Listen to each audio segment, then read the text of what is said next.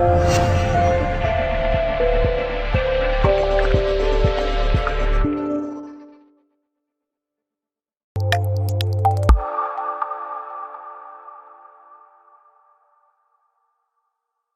what a dramatic finish to the game today. Still in the hat for the next round?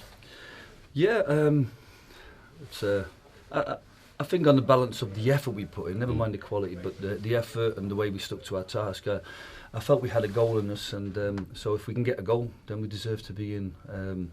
They didn't see the game off. I was disappointed with their goal, but I think when you take a step back, despite some of the scrappy edges to our game, we've come a long way since the last time we played Brackley, and like I said, the players have risen to the challenges of December of beating teams that they should be beating, and then rising to go into a difficult place like Boston, playing against teams like Brackley who are on good form, and they're rising and rising. So in that terms, I'm really positive about today's result.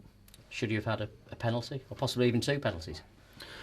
Well, my report, I'll have to do a report, because I've been marking the referee down low on the categories, and they make you put a report in if you're marking below 50 or 60.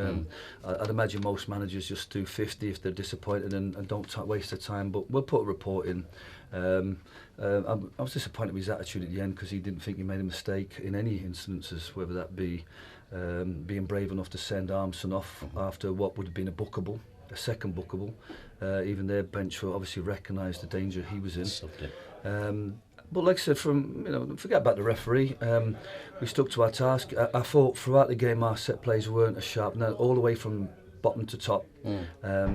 Goal kicks weren't great. Throw-ins were okay. Free kicks weren't great, except for I'm asking lads to do the short ones. We did a brilliant short one where we've given it to Scott Duxbury, and Kay should score. So when the quality was there, we looked like scoring, and the quality wasn't there. So apart from that free kick, but the winning goal, the scoring goal to keep us in the tie was fantastic, because it was very, very brave of Danny to stick to the principles I want, is that if they only send one out, let's do a short. And I think now the players understand the value of it, because they execute the short corner brilliant, and then when you cross shot to the back of the goal, there's always a chance of getting a wonder strike like that. In terms of the way you set your team up today, you went with a back three. Tell us about the decision to do that, and a front two, of course. Yeah, it's probably not the ideal position for Danny. So the front two were kind of leaning a little bit to the left to get Danny up against their right centre back and Kay up against the centre back. It worked okay. I think what was really important was the back three looked after the two, and Lewis had a really tough game because Armison's elusive and clever on the ball. So Lewis had a tough game, sort of doing a man marking job. I trusted Scott and Sam to look after the wing backs. I think Scott definitely got the better of his man. I'll have to give credit to Sam. He stuck to a task against Walker, but Glenn Walker, not the other two that they have, was a very good performance from him today. In midfield, then we're looking for Ball and Gary to sort of break the line and if you like, become a third attacker. So I think I was disappointed with the goal because Rossi's left one of the centre forwards with acres of space to get a shot off. So and when we did that in the home game twice, we got punished. So I was disappointed in that, but we defended their set plays really, really well. Lots of good first contacts. So there's so much that we've improved since the last game, and I thought the decision to play the shape was the right one. And Chorley have played a similar system against them and beat them 1-0 last week, and so you can see that system can work against them. And I was really pleased that the lads that we asked to play slightly different roles accomplished them quite well. It's another game though, away from home now, that long trip down to Brackley on a Tuesday night, and you've got a few walking wounded as well, I think, from today's game. Certainly Jimmy Ball struggling there at the end, and Josh not in the squad today. Well, we took a calculated gamble that, with the bench, we wanted to get Max on because whether we went to a back four with Max there or whether we went to a back three more balanced, but I thought Smalley was definitely did very well left centre back. He didn't look unnatural there for him, so we were trying to work Max into, perhaps Max or Courtney could have played in that middle three. Max gives us cover for obviously Smalley, who was coming into the game with a knock, and obviously Scott Duxbury, who was a high energy performance down there, and obviously Max could have come in if we needed to push Rossi up to wing back for Sam. So That meant somebody had to miss out.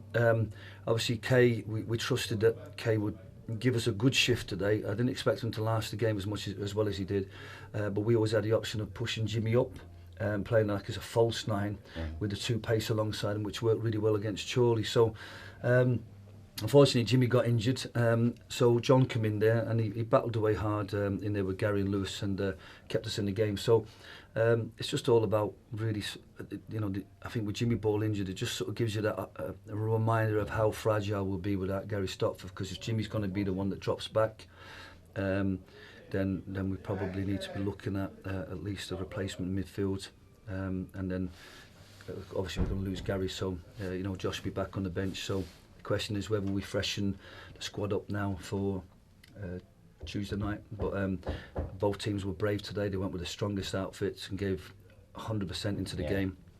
So fair to play to both teams because they deserve to get something out of the game. So we'll go again on Tuesday. It means we don't have to bump a fixture unless we go through. But Brackley they were due to go to Telford, so they're going to have to push that back. So they're going to find themselves in a difficult position to go from Saturday, Tuesday, all the way through January and possibly all the way through February. So that's going to be tough, especially if more games get called off. But that's their problem. Our problem now is to go to Brackley and put in the same effort we put in today, the same tactical, if you like, cleverness, but also to add that touch of quality in our set plays, that touch of quality in our decision making when we broke out.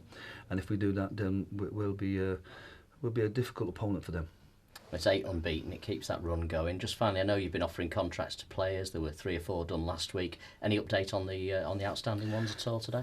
Yeah, obviously we've agreed a deal for Kane, which I think was, that just needs to be, the paperwork needs to be still tied up on that. Sam Minihan's, I think, probably waiting in the office for me to sign up because I didn't want to do that. Again, when you're part-time, you've got limited opportunities to see players and you don't want to do it before a game.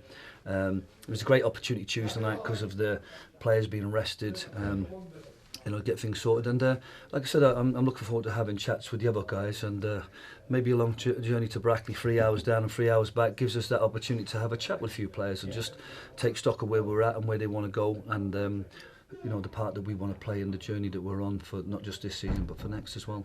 Well done today. I'll see you on Tuesday. Thanks very much.